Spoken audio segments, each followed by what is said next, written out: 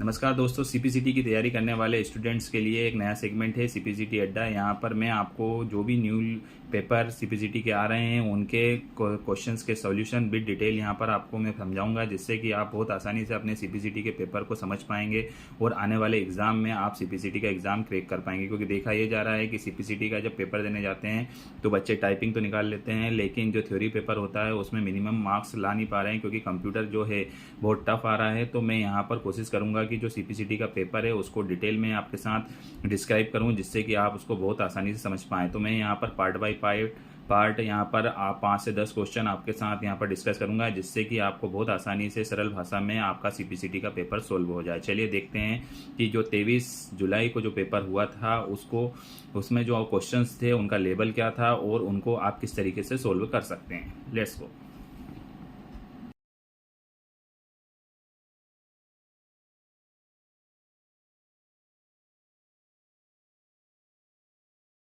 यहाँ पर पहला क्वेश्चन है कि शब्द ऑपरेटिंग सिस्टम का क्या अर्थ है। तो इसके लिए यहाँ पर हमें 4 ऑप्शंस दिए गए हैं। प्रोग्राम का एक सेट जो कंप्यूटर की कार्यविधि को नियंत्रित करता है। दूसरा है वह तरीका जिससे कंप्यूटर ऑपरेटर कार्य करता है। तीसरा है उच्च स्तरीय भाषा को मशीन भाषा में परिवर्तित करता है। और चौथा है वह तरीका जिससे फ्लॉपी डिस्क कार्य करती है। तो चलिए हम चारों ऑप्शंस के बारे में डिटेल में जानते हैं कि इन चारों ऑप्शंस का मतलब क्या है। तो सबसे पहले तो मैं आपको यहाँ पर ऑपरेटिंग सिस्टम के बारे में बताना चाहता हूँ कि ऑपरेटिंग सिस्टम होता क्या है। तो ऑपरेटिंग सिस्टम को सिस्टम सॉफ्टवेयर के नाम से भी जाना जाता है। ऑपरेटिंग सिस्टम एक इंटरफेस के रूप में कार्य करता है यूज़र और हार्डवेयर के बीच में। मीन्स अगर कहना चाहें तो कंप्यूटर को जो भी जानकारी यूज़र से मिलती है वो ऑपरेटिंग सिस्टम के माध्यम से ही मशीन तक डिलीवर होती है। तो एक तरीके से हम क्या बोल सकते हैं कि ऑपरेटिंग सिस्टम एक सेट ऑफ प्रोग्राम्स है जिसका मुख्य काम कंप्यूटर के अंदर की जितनी भी कार्य प्रणाली हैं उनको नियंत्रित करने का वो कार्य करता है। मीन्स हम ये बोल सकते हैं कि ऑपरेटिंग सिस्टम के बिना हमारा कंप्यूटर एक डब्बा है। ठीक है, तो चलिए हम एक एक ऑप्शन के बारे में जानते हैं। तो यहाँ पर है पहला कि प्रोग्राम का एक सेट जो कंप्यूटर की कार्यविधि को नियंत्रित करता है, बिल्कुल ठीक है। वह है दूसरा वह तरीका जिससे कंप्यूटर ऑपरेटर कार्य करता है। तो कंप्यूटर ऑपरेटर को कार्य करने के लिए एप्लीकेशन सॉफ्टवेयर की आवश्यकता होती है। मतलब कि अगर ऑपरेटर किसी विशेष एप्लीकेशंस पे काम कर रहा है, जैसे फॉर एग्जांपल वो पत्र बना रहा है, तो पत्र बनाने के लिए उसे एप्लीकेशन और सॉफ्टवेयर चाहिए MS ऑफिस। तो MS ऑफिस के बिना वो कोई कार्य नहीं कर पाएगा। तो हमारा तीसरा ऑप्शन यहाँ पर हम देखते हैं। तीसरा ऑप्शन है हमारा उच्च स्तरीय भाषा को मशीन भाषा में परिवर्तित करने का। तो कंप्यूटर एक मशीन है और उसको हमारी जो हाई लेवल लैंग्वेज है इंग्लिश, फॉर एग्जांपल इंग्लिश है, वो उसको समझ में नहीं आती। तो उसको समझाने के लिए एक सॉफ्टवेयर की आवश्यकता होती है जिसे बोला जाता है कंपाइलर। तो कंपाइलर का मुख्य काम कंप्यूटर के अंदर मशीन लैंग्वेज को हाई लेवल लैंग्वेज में और हाई लेवल लैंग्वेज को मशीन लैंग्वेज में परिवर्तित करने का काम किया जाता है। तो ये बहुत बार सीपीसीटी के अंदर क्वेश्चन आता है कि कंपाइलर का कार्य क्या होता है। तो कंपाइलर का विशेष कार्य यही होता है high to low level language और low level to high level language में कन्वर्ट करने का।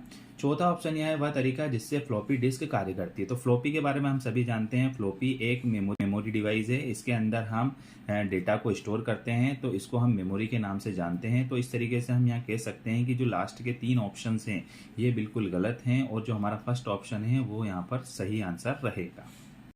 अगला क्वेश्चन है हमारा MS एक्सेल वर्कशीट के नीचे तल पर दिखाई देता है। तो यहाँ पर 4 ऑप्शन है, status bar, name box, formula बार और टाइटल बार। तो ये जो चारों ऑप्शंस हैं इनको मैं आपको एक फिगर के माध्यम से समझाऊंगा, जिससे कि आप बहुत आसानी से समझ पाएँ कि ये चारों ऑप्शन एक्सेल में कहाँ होते हैं। तो जब आप पहला ऑप्शन देख रहे हैं कि नेम बॉक्स कहाँ पर होता है, ये आप देख रहे हैं, मीन्स ये पर्टिकुलर सेल का है जो नेम होता है वो हमको यहाँ पर दिखाई देता है। तो ये हमारा ऑप्शन गलत हो गया। दूसरा है फार्मूला बार, जहाँ पर हमें फार्मूला दिखाई देता है। तीसरा यहाँ पर टॉप पर दिख रहा है टाइटल बार। टाइटल बार आपके डॉक्यूमेंट के शीर्षक को प्रदर्शित करता है।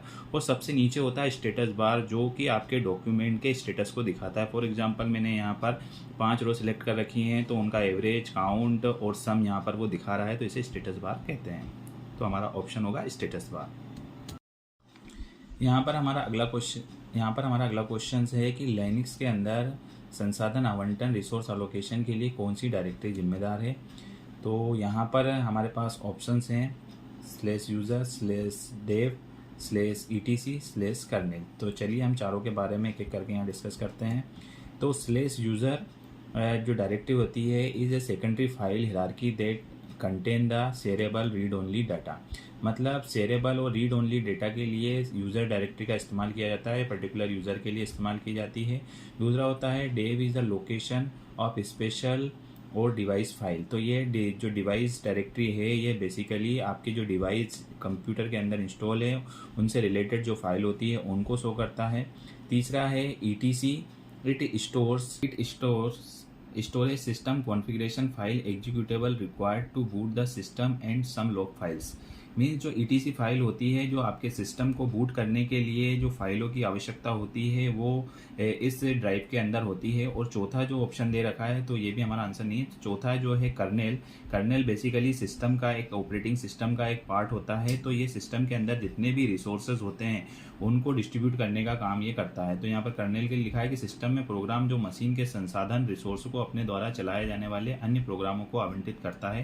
कर्नेल ऑपरेटिंग सिस्टम का एक अनिवार्य हिस्सा होता है लेकिन अपने आप में बेकार होता है।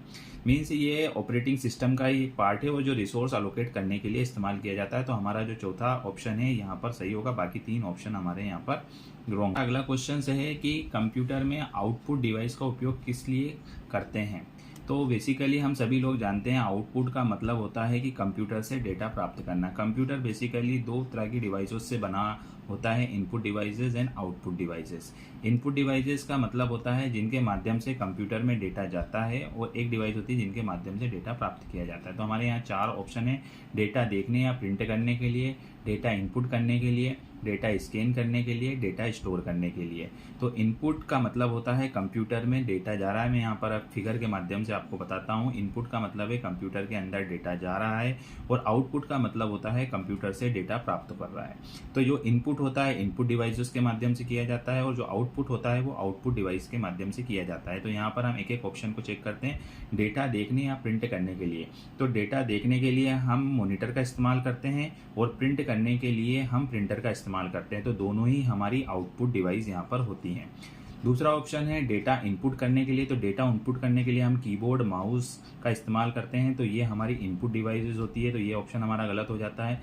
डेटा स्कैन करने के लिए, डेटा स्कैन करने के लिए हम स्कैनर का इस्तेमाल करते हैं और स्कैनर बेसिकली क्या होती है, इनपुट डिवाइस होती है क्योंकि उसके माध्यम से डेटा कंप्यूटर में जा रहा है। तो ये आंसर भी हमारा रॉन्ग हो जाता है। डेटा स्टोर करने के लिए, तो डेटा स्टोर करने के लिए कंप्यूटर के अंदर मेमोरी डिवाइसेस होती हैं जिनको बोलते हैं हम रैम, रोम और हमारी हार्ड डिस्क जो कि सेकेंडरी मेमोरी डिवाइस होती है। तो फ्लॉपी डिवाइस ये सब हमारी मेमोरी डिवाइस है जिनमें डेटा स्टोर किया जाता है। तो हमारा फर्स्ट आंसर है डेटा देखने या प्रिंट करने के लिए हम आउटपुट डिवाइसेस का इस्तेमाल करते हैं। हमारा अगला क्वेश्चन है कि MS एक्सेल में डेटा सेट में कौन सा फंक्शन के वा सबसे बड़ा मान लौटाता है। तो यहाँ पर चार ऑप्शन दे रखे हैं, के large function, large well function, large function, well large function. तो यहाँ पर अगर हम चारों फंक्शंस की बात करें या चारों ऑप्शंस की बात करें तो इन चारों ऑप्शंस को हम एक एक करके यदि एक्सेल में देखेंगे तो हम बहुत आसानी से इनको समझ पाएंगे। तो पहले तो मैं लार्ज फंक्शन के बारे में आपको बता देता हूँ। ये आपको फॉर्मूला के अंदर स्टेटिकल के अंदर आप जाएंगे तो यहाँ पर आपको एक लार्ज फंक्शन दिखाई देगा। इस लार्ज फंक्शन का ही मूल काम होता है कि kth वैल्यू आपको निकाल के देना। kth वैल्यू का मतलब है कि अगर आपके डेटा सेट के अंदर आप कोई सबसे बड़ी लार्ज नंबर ऑफ वैल्यू निकालना चाहते हैं किसी भी पर्टिकुलर लोकेशन पर। फॉर एग्जांपल मेरे पास 4 नंबर है 10, 15, 25, 26, 18, 14। तो मैं ये फाइंड आउट करना चाहता हूँ कि सेकंड लार्जेस्ट नंबर है वो कौन सा है। तो वो यहाँ पर इन जो 5-6 नंबर मैंने लिख रखे हैं इनके अंदर ये वो नंबर मेरे को फाइंड करके दे देगा। तो चलिए मैं प्रैक्टिकल के माध्यम से आपको यहाँ बताता हूँ। सबसे पहले ये जो ऑप्शंस हैं उनको ट्राई करके देखते हैं कि ये वाले फंक्शन एक्सेल के अंदर होते भी हैं कि नहीं है।